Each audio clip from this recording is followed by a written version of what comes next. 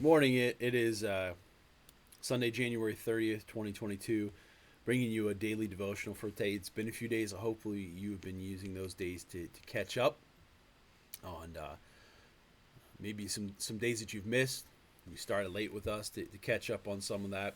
You still got today and tomorrow to use those to catch up or maybe read ahead for February. Um, I have been, without um, scriptures to read for a few days.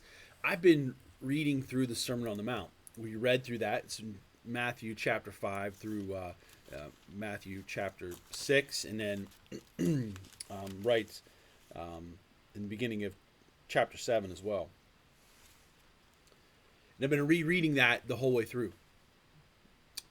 Um, and Number one, I tell you that because sometimes, as we take pieces of scripture and we cut them up, we sometimes miss the bigger point. If you took a sermon of mine and you just took out one paragraph, you can might be able to learn something from that, but you would miss the whole context, the whole point of the message. And so we kind of ask this, what's the point of the Sermon on the Mount? What's the bigger focus? And so in rereading the whole thing through, it helps us to see things we didn't see before. It helps us to connect some of the passages. And I would encourage you to do that with all of scriptures. I've told the story here many times that I had somebody come to me, and I don't remember exactly what book they were talking about. Some it might not be this book. But they told me I just don't get Galatians. It was one of the epistles. I just don't get it.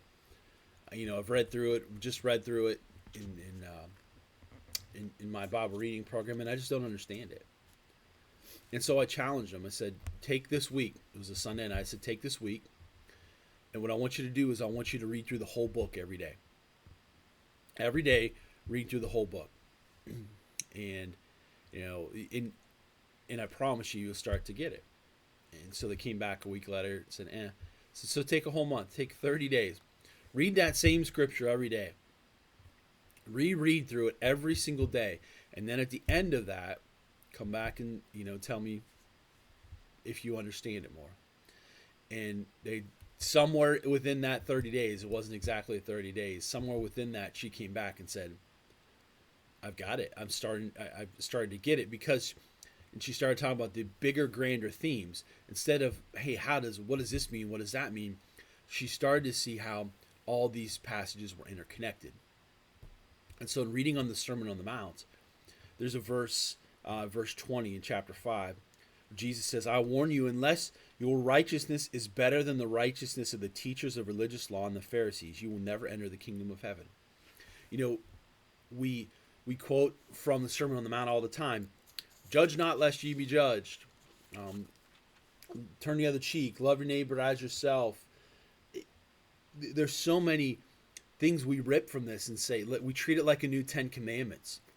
Like Jesus gave us a new list of rules to live by. And that's not what it is. Jesus was telling them, you are living this religious life to be like these other people, like these Pharisees. You look at these Pharisees and you say, they are the righteous of the righteous, and we have to live up to the standards that they set. But I'm telling you, that's not enough. But unless you surpass that righteousness, which is something that was immediately the hearers would have said, how could we do that? These are the most righteous and holy men. So Jesus explains it to them. You've heard it say, just a couple examples. You've heard it say, don't murder. I'm telling you, don't hate anyone in your hearts. You've heard it say, don't commit adultery. I say, anyone who looks at a woman with lust has already committed adultery with her. You've heard it say, the law says the punishment must match the injury, an eye for an eye, a tooth for a tooth. I say, don't resist an evil person. If someone slaps you on the right cheek, offer the other cheek as well. See, Jesus wasn't just saying, hey, turn the other cheek. He's saying, what you think is righteousness is this act of revenge. You think that's what the law wants, but it's not. And the point was this, I think, as we really look at it, there's righteousness of the hands and there's righteousness of the heart.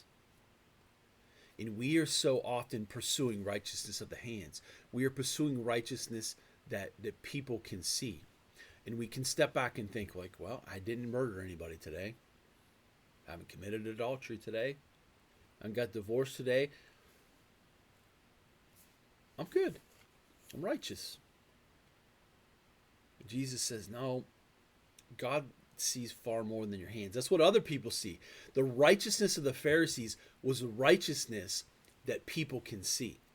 And Jesus was saying, but are you righteous in what God can see in your heart?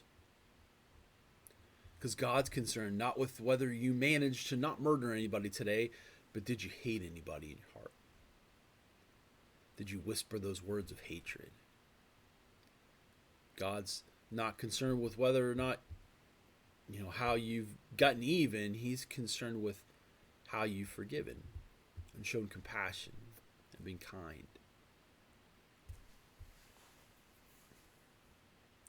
So that's the question I want to ask you today in this devotional. What are you pursuing in your life? What kind of righteousness? Are you pursuing a righteousness of hands or a righteousness of your heart?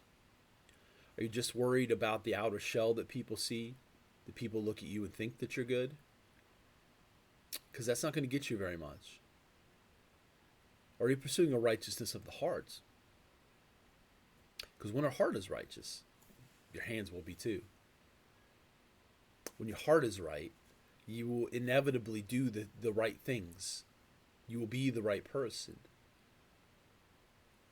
We can't just look at people that we think are holy and say, they're a good person. And aim to be like them.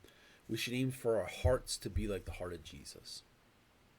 Jesus is saying, I didn't come to abolish the law. I didn't come to tell you, hey, don't worry, the whole do not murder thing is not a rule anymore. No, I've come to show you what it really means.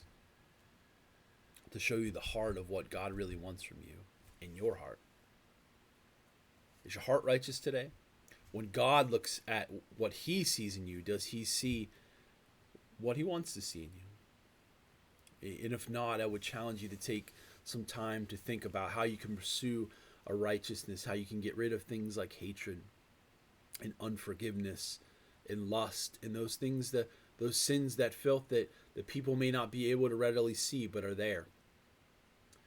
So that your heart can be right with him.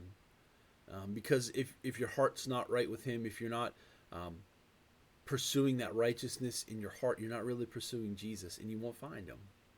You won't find all the promises and the good things that you want when you continue to fill your heart with those things that go against the purpose of God in your life.